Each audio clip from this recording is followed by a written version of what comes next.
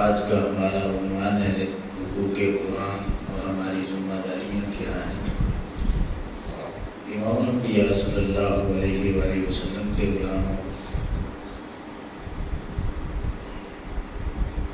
حقوق قرآن،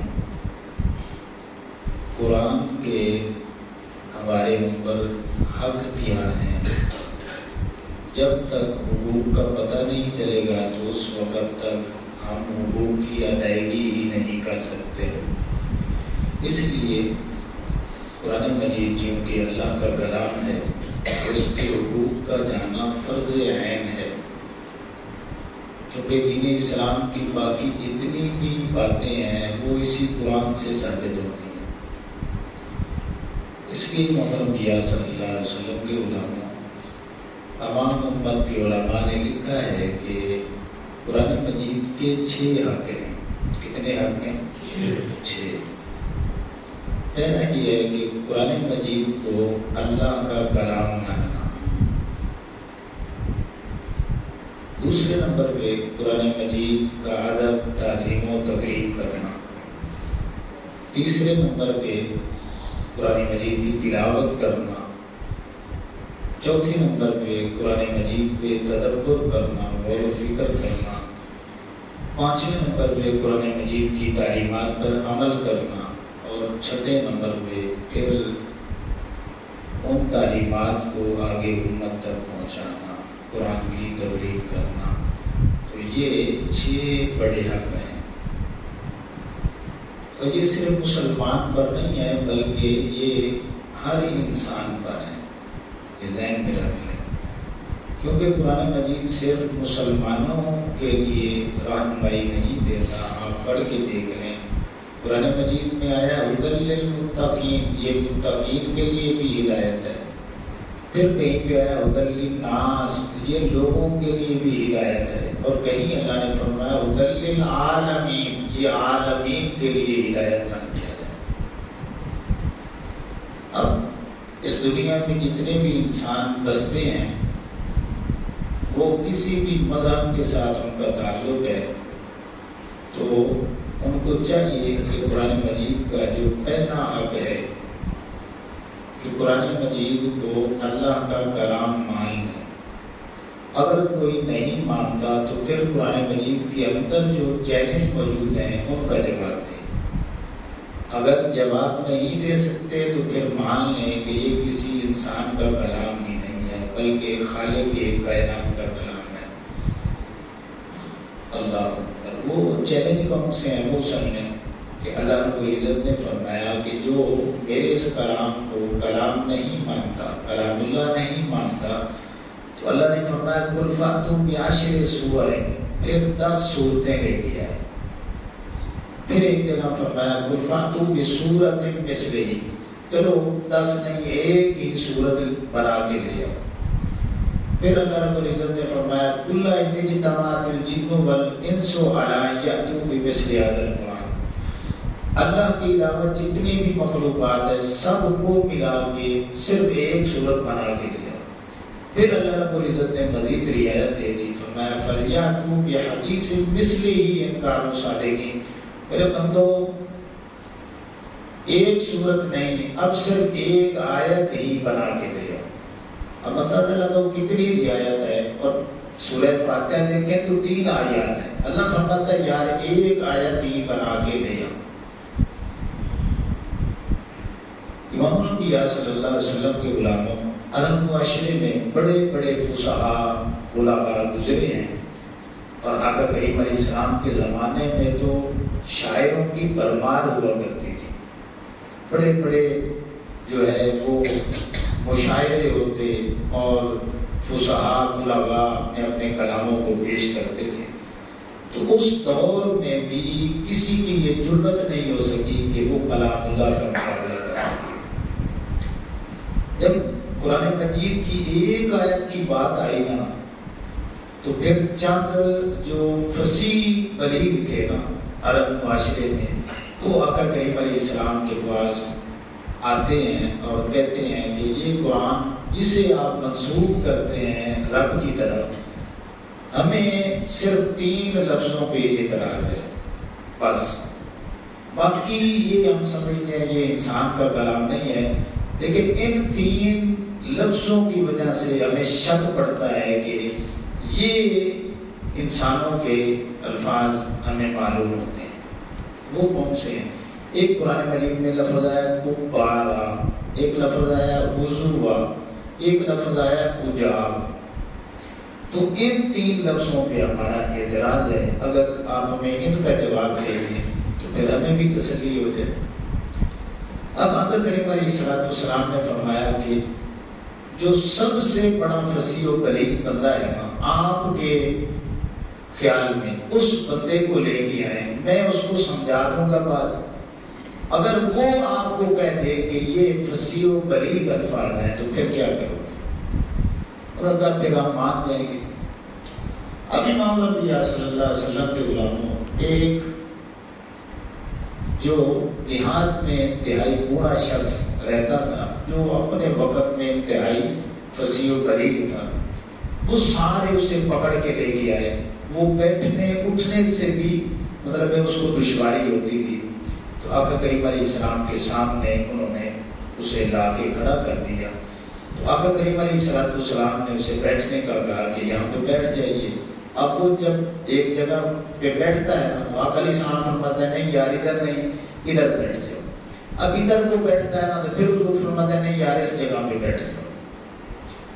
اب وہ بوڑھا آدمی تھا، بیٹھنے اٹھنا اس کی ویسے ہی پریشانی تھی، تو اس نے نا جلدی یہ لفظ بولے کہ انا شیخون کبارا، کہ میں بوڑھا شخص ہوں، اتتخذونی ہزوا، آپ میرا مذاق بنا رہے ہیں، ھذا شیء عجاب، ھذا شیء عجاب، اور یہ بڑی عجیب بات ہے۔ وہی لفظ اس نے کبارا، ہزوا اور عجاب ترتیب کے ساتھ لگائے۔ تو آقا کریم علیہ السلام نے فرمایا مجھ سے جواب نہیں لینا، اس سے پوچھ لو کہ یہ فصیح و بلیغ لفظ ہے یا نہیں ہے۔ تو امام الانبیاء صلی اللہ علیہ وسلم کے غلاموں پھر بھی انہیں ہدایت نصیب نہ ہوئی اور وہ سروں کو پیٹتے ہوئے واپس چلے جاتے ہیں۔ اللہ اکبر۔ حضرت علامہ طنطاوی رحمۃ اللہ علیہ، یہ مصر کے بہت بڑے عالم گزرے ہیں، یہ ایک جگہ پہ موجود کچھ قرآن مجید کی فصاحت اور بلاغت کے حوالے سے بات کر رہے ہوتے ہیں، تو کچھ غیر مشرک جو عربی دان تھے وہ بھی بیٹھے ہوئے تھے۔ تو انہوں نے پوچھا کہ حضرت صاحب آپ تو کلمہ پڑھتے ہیں، اللہ سے ڈر کے جس رب کو آپ مانتے ہیں، اندر کی بات بتاؤ، اندر کی، کہ آپ اتنے بڑے عالم ہو، واقعی آپ کا ایمان ہے کہ قرآن فصیح بھی ہے بلیغ بھی ہے اور اللہ کا کلام؟ تو آپ نے فرمایا ہمارا تو ایمان ہے، آپ کو اگر کوئی مسئلہ ہے تو میں ایک لفظ بولتا ہوں، اس کی آپ عربی بنا کے دکھا دیں۔ انہوں نے پوچھا کیا ہے؟ تو آپ نے فرمایا کہ بس لفظ 2 ہی ہیں کہ جہنم بہت وسیع ہے، اس کی عربی بنائیں۔ اب ایک نے جلدی بولا جہنم واسع، دوسرا بولا نہیں جہنم وسیع۔ آپ نے فرمایا بس یہی عربی تھی، آؤ اب قرآن کے پاس چلتے ہیں۔ تو قرآن مجید میں آتا ہے یوم نقول لجہنم، کل قیامت والے دن اللہ رب العزت جہنم سے یہ فرمائے گا هل امتلأت، کہ کیا تو ابھی تک نہیں بھری؟ وتقول هل من مزید، آگے سے جہنم جواب دے گی کہ اے مالک ابھی تک میرے اندر وسعت باقی ہے۔ اب یہ لفظ هل من مزید، یہ وسعت کو قرآن مجید ہی بیان کر سکتا ہے۔ تو وہ سر پکڑ کے بیٹھ گئے کہ واقعی انسان تو واسع وسیع پر رہ سکتا ہے، لیکن یہ اللہ کا کلام ہی ہے کہ لفظ کوئی اور ہے، اس کے اندر اتنی فصاحت اور بلاغت موجود ہے کہ قرآن ہی اسے بیان کر سکتا ہے۔ اللہ اکبر۔ تو جو نہیں مانتے وہ پھر قرآن مجید کا جواب دیں، اور یقیناً ان کے پاس کوئی جواب نہیں ہے۔ اور یہی وجہ ہے کہ آج پوری دنیا میں مسلمانوں کے کردار کی وجہ سے لوگ کلمہ نہیں پڑھ رہے، بلکہ قرآن مجید کی اپنی طاقت پہ جب وہ پڑھتے ہیں حقائق کو تلاش کرتے ہیں، ریسرچ کرتے ہیں، تو قرآن انہیں اللہ کے دروازے پہ جھکنے پہ مجبور کر دیتا ہے۔ اللہ، تو یہ پہلا حق ہے۔ اب دوسرا حق کیا ہے کہ قرآن مجید کا ادب کیا جائے، تعظیم کی جائے، تقریم کی جائے۔ اس تعظیم و تقریم میں کیا آتا ہے؟ ایک تو یہ ہے کہ یہ جو نسخہ ہے نا، اس کو جب بھی ہم نے چھونا ہے تو وضو کے ساتھ چھونا ہے۔ بغیر وضو نسخہ جو ہے کتابی شکل میں موجود ہے، اسے چھونا حرام ہے، اور یہ اللہ کا حکم ہے، لا یمسہ الا المطہرون، اسے نہ چھوئیں بلکہ وہ جو صرف پاک ہیں۔ پاک لوگ مطلب باوضو ہو کر اسے چھونا ہے۔ اس کا ایک ادب یہ بھی ہے کہ اسے اونچی جگہ پہ رکھا جائے۔ اس کا ایک ادب یہ بھی ہے کہ اس پہ کوئی نہ کوئی کپڑا چڑھایا جائے۔ اس کا ایک ادب یہ بھی ہے کہ جب بھی تلاوت کر رہی ہو سینے سے رکھنا ہے۔ اس کا ایک ادب یہ بھی ہے کہ اس کا بوسہ لیں تاکہ دیکھنے والے کو پتہ چل جائے کہ یہ کوئی عام کتاب نہیں ہے، یہ اللہ کا کلام ہی پڑھ رہا ہے۔ تو یہ تعظیم کے حوالے سے۔ اور آگے تلاوت قرآن، آپ کو پتہ ہے تلاوت قرآن کرنا سنت ہے اور سننا فرض ہے۔ آقا کریم علیہ السلام نے دونوں کام کیے، ٹھیک ہے۔ آقا کریم علیہ السلام نے حضرت ابی بن کعب کو فرمایا کہ ابی تو قرآن پڑھ اور میں سنتا ہوں۔ جب یہ بات کی تو حدیث مبارکہ میں انہوں نے عرض پیش کی، یا رسول اللہ صلی اللہ علیہ وسلم قرآن تو آپ پہ اترا ہے، آپ پڑھیے میں سنتا ہوں۔ حضور نے فرمایا نہیں، میرا دل کرتا ہے کہ آپ پڑھیں اور میں سنوں۔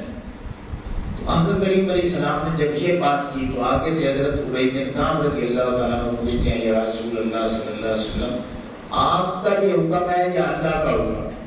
آقا علیہ السلام نے فرمایا یہ اللہ کا حکم ہے۔ آگے سے پھر وہ صحابی پوچھتے ہیں حضرت ابی بن کعب رضی اللہ عنہ، کیا اللہ نے میرا نام لیا ہے؟ آقا علیہ السلام نے فرمایا ہاں ابی، اللہ نے تیرا نام لے کے مجھے حکم دیا ہے کہ اس کو اپنا قرآن سنائیں۔ تو پھر وہ رونے لگے، یا رسول اللہ صلی اللہ علیہ وسلم اترا تو آپ پہ ہے لیکن اللہ میرا نام لے کے، یہ میرے اعزاز کی بات ہے کہ اللہ کا نبی اور پھر امام الانبیاء صلی اللہ علیہ وسلم قرآن سنائے اور میں سنوں۔ پھر وہ سننے لگے۔ اسی طرح ایک صحابی حضرت عبداللہ بن مسعود رضی اللہ عنہ کا ذکر آتا ہے کہ آقا علیہ السلام نے فرمایا کیا ہے عبداللہ تو قرآن پڑھ، ٹھیک ہے، اور میں سنوں۔ ابی کو فرمایا کہ میں پڑھتا ہوں تو سن۔ تو پڑھنا اور سننا دونوں طرح یہ احادیث مبارکہ میں موجود ہے۔ قرآن میں تدبر کیا ہے؟ قرآن کا ترجمہ، قرآن کی تفسیر، قرآن کی مفاہیم کو سمجھا جائے، قرآن پر پھر عمل کیا جائے۔ جب آپ ترجمہ، تفسیر، بنیادی تمام احکامات سیکھ جائیں گے تو پھر قرآن جو کہتا ہے اس پہ عمل کرنا، یہ پانچواں حق ہے۔ اور پھر چھٹا حق یہ ہے کہ جب وہ سارا کچھ سیکھ جائے، آپ نے عمل بھی کیا ہے، تو یہ عمل اپنے تک محدود نہ رکھیں بلکہ یہ آنے والی امت تک آگے پہنچانا، یہ بھی ہماری ذمہ داریوں میں سے ہے۔ تو امام الانبیاء صلی اللہ علیہ وسلم کے علماء یہ 6 حق ہیں، کم از کم 6 حق جو ہیں ان کو یاد تو کر لیں گا۔ اللہ اکبر۔ یہ جو میں نے آیا کریمہ پڑھی، وقال الرسول یا رب ان قوم اتخذوا هذا القرآن مہجورا، اس کا ترجمہ یہ ہے قیامت والے دن اللہ رب العزت کی بارگاہ میں آ کر کریم علیہ السلام ان لوگوں کی شکایت کریں گے جنہوں نے قرآن کو چھوڑ دیا ہوگا۔ اب جن کو قرآن کے حقوق کا ہی نہیں پتا تو پھر آقا کریم علیہ السلام ان کی شفاعت کس طرح کریں گے؟ اور پھر آقا علیہ السلام کی ایک حدیث پاک ہے مشکات میں 276 نمبر پہ حضرت علی المرتضی شیخ خدا کرم اللہ وجہہ الکریم بیان کرتے ہیں کہ یأتی علی الناس زمان، میری امت پہ وقت آئے گا لا یبقى من الاسلام الا اسمہ ولا یبقى من القرآن الا رسمہ، کہ اسلام کا صرف نام رہ جائے گا اور قرآن مجید رسمی طور پر پڑھا جائے گا۔ آئے دیکھ لیں اسلام کا نام ہی ہے بس، اور پھر قرآن رسمی طور پہ ہم پڑھ لیں۔ اگر بات سمجھ نہیں آتی تو تھوڑا سا دیکھ لیں کہ آپ کتنے جی بیٹھے ہیں، صرف 50-60 ہوں گے تو یار اتنے محلے میں اتنی دنیا سو رہی ہے تو ان سے جا کے پوچھیں کہ آپ نے کلمہ نہیں پڑھا، آپ نے اذان نہیں سنی، آپ کو وقت کا نہیں پتا تو وہ سارے جواب دیں گے کہ ہم نے اذان بھی سنی ہے، کلمہ بھی پڑھا ہے، تو پھر پوچھے نماز کیوں نہیں پڑھی آپ نے؟ تو پھر بہانے بنائیں گے۔ تو یہ نام کے مسلمان ہیں، جیسا آقا علیہ السلام نے فرمایا اسلام کا بس نام رہ جائے گا۔ قرآن کی تلاوت رسمی کی جائے گی، یہ رسمی ہی ہم قرآن کی تلاوت کرتے ہیں کہ ہم قرآن کو کب یاد کرتے ہیں؟ جب ہمارا کوئی مر نہیں رہا ہوتا، کسی کی روح اٹک جائے تو ہم سورہ یاسین پڑھ لیتے ہیں، کوئی فوت ہو جائے تو اس کے سارے ثواب کے لیے پڑھ لیتے ہیں۔ بس اتنا سا تعلق ہمارا قرآن کے ساتھ باقی ہے۔ کیا قرآن صرف مرنے کے لیے آیا تھا یا مارنے کے لیے آیا تھا؟ نہیں، قرآن کا اصل جو مقصد ہے وہ یہ ہے کہ قرآن کو سمجھا جائے، اس پہ عمل کیا جائے۔ قرآن تو ایک ایسا معجزہ ہے کہ یہ مردہ دلوں کو بھی زندہ کر دیتا ہے، لیکن ہم نے اسے مرنے کے لیے ہی جو ہے وہ رکھا ہوا ہے۔ تو اس لیے امام الانبیاء صلی اللہ علیہ وسلم کے غلاموں ان حقوق کو یاد کر لیں، کم از کم حقوق یاد ہوں گے۔ اللہ نے پوچھ لیا کہ یار میرے بندے یار تجھے کچھ بھی نہیں آتا، صرف قرآن کے حقوق ہی بتا دے۔ اگر یہ بھی نہ آتے ہوئے تو ہمارا کیا بنے گا؟ کسی نے کیا خوب کہا ہے کہ پیغام ہدایت ہے، یہی رحمت رب ہے، سمجھے نہ اگر کوئی تو یہ بات عجب ہے۔ قرآن کے دامن کو کبھی چھوڑ نہ دینا، قرآن ہی انسان کی عظمت کا سبب ہے۔ اللہ رب العزت مجھے آپ کو قرآن مجید کے حقوق کو یاد کر کے یاد رکھنے کی اور پھر عمل کی توفیق عطا فرمائے۔ وما علینا الا البلاغ۔